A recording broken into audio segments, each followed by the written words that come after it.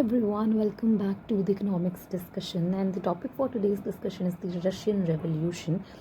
Russian revolution के बारे में हम जानेंगे, इनके कॉजेज़ क्या थे, ये जो रेवोल्यूशन हुआ और इस रेवोल्यूशन के होने की वजह से रशिया कैसे एक कम्युनिस्ट नेशन बनता है जहाँ पे डेमोक्रेसी तो रहती है बट मोनार्कियल डेमोक्रेसी रहती है, कैसे वो एक तरीके से वन पार्टी सिस्टम को अडॉप्ट करता है। ये सारी चीज़ों के बारे में हम आज बात करने वाले हैं इस वीडियो में।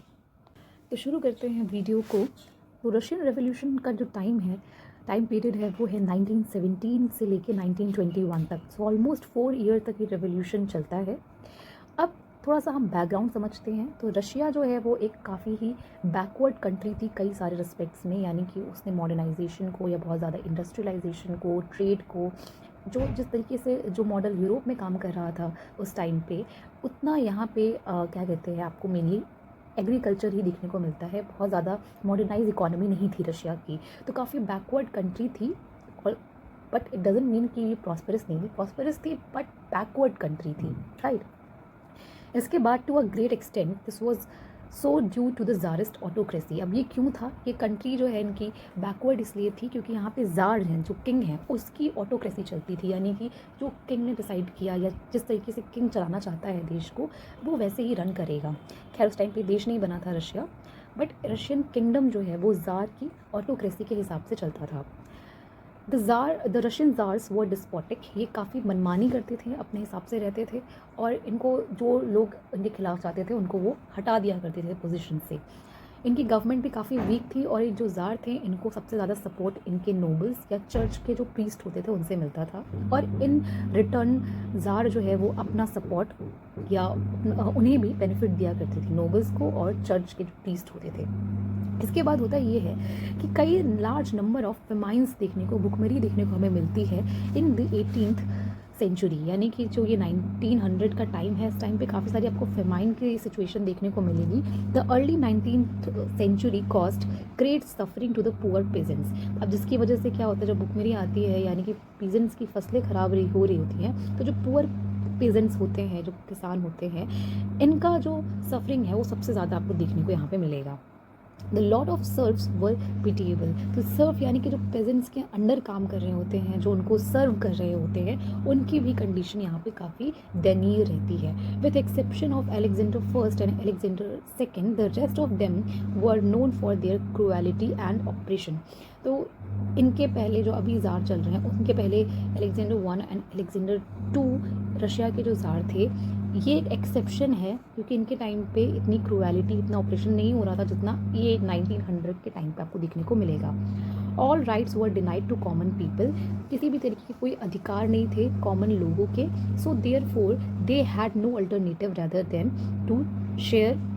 To show their anger. ठीक है, तो कोई राइट्स नहीं हैं, हर तरीके के राइट उनको डिनाई कर दिए गए हैं। सफरिंग हो रही है पेजेंट्स के ड्यू टू फेमाइन, सर्व जो है वो परेशान है, तो उनके पास और कोई रास्ता नहीं बचता है रशियन रेवोल्यूशन के टाइम पे कि वो रिवोल्ट करें। रिवोल्ट के अलावा कोई और तरीका उन्हें अपने एंगर शो करने का नहीं दिखता है। However the people continue to resist the tsarist tyranny. लोग जो है वो रेजिस्ट करने की कोशिश करते हैं जो ज़ार टायरनी की हुई है, जो अपनी एकाधिकार लिया हुआ है और जो मना रहा है, जो जिस तरीके के उसको एनार्की फैलानी है वो अपने राज्य में फैला रहा है, तो उसके खिलाफ लोग जो है वो लगातार रेजिस्ट कर रहे होते हैं। बाय स्टार्टिंग रेवोल्यूशनरीज ऑर्गेनाइजेशन, तो ये जो रेजिस्टेंस है ये आपको कैसे देखने को मिलेगा कि कई सारे रेवोल्यूशनरी ऑर्गेनाइजेशंस बनाए जाते हैं। तो उसमें सबसे प्रोमिनेंट था वो था निहिलिस्ट्स एंड एनार्किस्ट। ठीक है, तो निहिलिस्ट और एनार्किस्ट, ये जो दो रेवोल्यूशनरी ऑर्गेनाइजेशंस थी, काफ़ी प्रोमिनेंट थी अगेंस्ट द ज़ार, ये काम कर रही थी, which carried and undergoes activities to put an end to the czardom. तो ज़ारडम यहाँ पे मतलब है कि जो ज़ार का रूल चल रहा है और हमारी कोई अपनी स्वतंत्रता नहीं है, ज़ार के हिसाब से हमें स्वतंत्रता मिलेगी या नहीं मिलेगी, ज़ार के अकॉर्डिंग हमें राइट मिलेंगे या नहीं मिलेंगे, उसको ख़त्म करने के लिए इन्होंने कई सारी अंडरग्राउंड एक्टिविटीज़ भी की। The educated liberals of the Zemstovs Rural District Council and students formed revolutionary organization। तो कुछ एजुकेटेड लिबरल्स थे, यानी कि जो लिबरलिज्म में बिलीव रखते थे, जो आइडिया ऑफ डेमोक्रेसी को समझते थे, जिनको हम कहते हैं जेल्मस्टोव्स। तो ये जो जेल्मस्टोव्स थे ये रूरल डिस्ट्रिक्ट काउंसिल के स्टूडेंट्स थे जिन्होंने साथ मिल के रेवोल्यूशनरी ऑर्गेनाइजेशन को बनाया, ठीक है। But their cry for reforms were a cry in the wilderness, ठीक है। यानी कि उनका जो रोना था कि थोड़े अर्थ जो व्यवस्था चल रही है इसमें बदलाव आना चाहिए, वो रोना रोना ही रह गया। जार को कुछ भी फर्क नहीं पड़ता है। The tsar did not to yield their demands and describe them senseless dreams. Tsar को लगता है कि जो लिबरल्स की आइडिया ऑफ डेमोक्रेसी है या ये लोग ऑर्गेनाइजेशन बना रहे हैं मेरे खिलाफ, ये एक तरीके का सेंसलेस ड्रीम्स जो है इनके दिमाग में है, और उसको इन लोगों की या लोगों की किसी भी तरह की डिमांड या जो भी ऑर्गेनाइजेशन बन रही है उसका कुछ भी फ़र्क नहीं पड़ता है। It was only when the patience of the liberals begin to wear out, और फिर क्या होता है कि जो लोगों का पेशेंस है, जो लिबरल्स हैं यहाँ पे पढ़े लिखे जो वर्ग है, उनका पेशेंस जो है धीरे धीरे ख़त्म होता है, that they founded the Russian social democratic party, और उन्होंने अपनी एक पार्टी बनाई जिसका नाम इन्होंने रखा the Russian social democratic party. Okay, ये थोड़ा इंपॉर्टेंट है तो आप इसको ध्यान से समझिएगा। तो जब ये पार्टी बनती है Russian social democratic party in the year 1898, ठीक है, this party was mainly compose of members who were profoundly influenced by the writings of Karl Marx. इस सोसाइटी में या इस पार्टी में वही लोग जो है मेंबर्स थे जो लोग काफ़ी ज़्यादा इन्फ्लुएंस थे by the writing of Karl Marx. Karl Marx आपको पता हो तो एक जर्मन फिलोसोफर हैं जिन्होंने लेबर्स की बात की है, लेबर यूनियन की बात की है, और उन्होंने ये स्टेटमेंट उनका बहुत फेमस है कि ए दुनिया के मजदूरों सब साथ हो जाओ क्योंकि तुम्हारे पास खोने के लिए कुछ नहीं है और पाने को सारा संसार है। सो इस टाइप की फ़िलॉसफी से जो लोग प्रभावित थे उनके साथ मिलकर ये एक पार्टी बनाई जाती है। अब आप सोच रहे होंगे जब ये पार्टी 1898 में बन रही है तो रशियन रेवोल्यूशन तो 1917 में शुरू हुआ है। ये हम बैकग्राउंड समझ रहे हैं कि कैसे एक सीरीज़ ऑफ इवेंट्स हुए जिसकी वजह से अंततः लोगों को रेवोल्यूशन का या रेवोल्यूशनरी आइडियाज़ का सपोर्ट लेना पड़ा ज़ार को हटाने के लिए।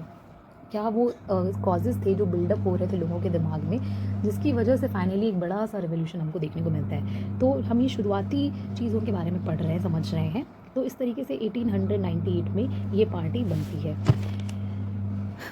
The Social Democratic Party had many shades of left wing opinion. Okay, तो ये लेफ्ट विंग ओपिनियन का मतलब है लेबर से रिलेटेड या कम्युनिज्म से रिलेटेड कि कोई भी अगर रिसोर्स है तो सबके लिए होना चाहिए, इक्वालिटी में बिलीव करना। तो ये सोशल डेमोक्रेटिक पार्टी के अंदर आपको लेफ्ट विंग ओपिनियन के शेड्स देखने को मिलते हैं। In year 1903 the session of this party was held, it witnessed a split on the issue of admission of layman into its fold. तो सोशल डेमोक्रेटिक पार्टी में 1903 के अंदर आपको एक जो सेशन होता है 1903 में, उसके अंदर यहाँ पे आपको एक स्प्लिट देखने को मिलेगा। ये पार्टी बिखर रही है, टूटेगी दो पार्ट्स में। और ये पार्टी स्प्लिट क्यों हो रहा है? On the issue of admission of layman, कि कॉमन लोगों का जो एडमिशन है इस पार्टी के अंदर वो होना चाहिए या नहीं होना चाहिए, इसको लेके ये पार्टी दो भागों में बंट जाएगी। तो जो मेजॉरिटी ऑफ लोग होंगे जो इस पार्टी को ज्वाइन करेंगे उन्हें हम कह रहे हैं Bolsheviks, lead by Lenin. Lenin जो है ये बहुत ही इंपॉर्टेंट लीडर आपको समझ में आएंगे जैसे जैसे हम ये इसके बारे में हम आगे पढ़ेंगे।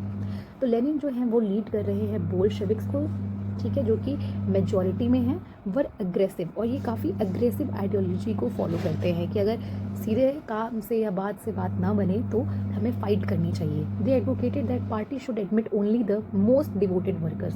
पार्टी के अंदर सबसे ज़्यादा जो डिवोटेड लोग हैं उन्हीं को एडमिट करो, ये कहना था किनका? बोल्शेविक्स का। The minority of members called मेंशेविक्स।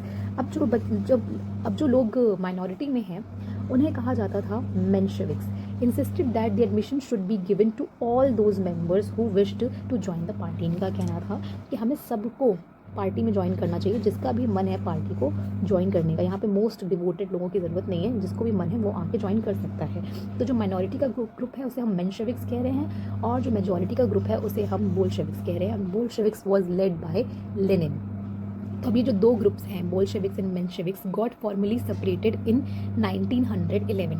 तो 1903 के जो सेशन था वहाँ पे हमें इस टाइप के एक डिस्प्यूट, एक स्प्लिट देखने को मिल रहा था, लेकिन फॉर्मली ऑन पेपर जो है 1911 में बोल्शेविक्स और मेंशेविक्स अलग होते हैं, ठीक है। ये जो दो ग्रुप होते हैं of the social democratic party.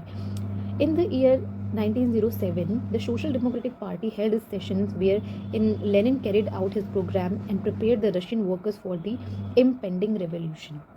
और इसके हम थोड़ा और पहले जाएं, जब ये दो ग्रुप्स बंटते हैं तो 1907 में जो लेनिन होते हैं वो क्या करते हैं अपने सेशन में, पार्टी के सेशन में, सोशल डेमोक्रेटिक पार्टी के सेशन में एक प्रोग्राम दिखाते हैं लोगों को, एक प्रोग्राम करते हैं और वहाँ पे वो लोगों को, जो वर्कर्स हैं पार्टी के अंदर, उन्हें बताते हैं कि हमें ये जो एक रेवोल्यूशन करना है जो कि अभी तक इम्पेंडिंग रेवोल्यूशन है. The Russian workers were indoctrinated with Marxist ideas and methods.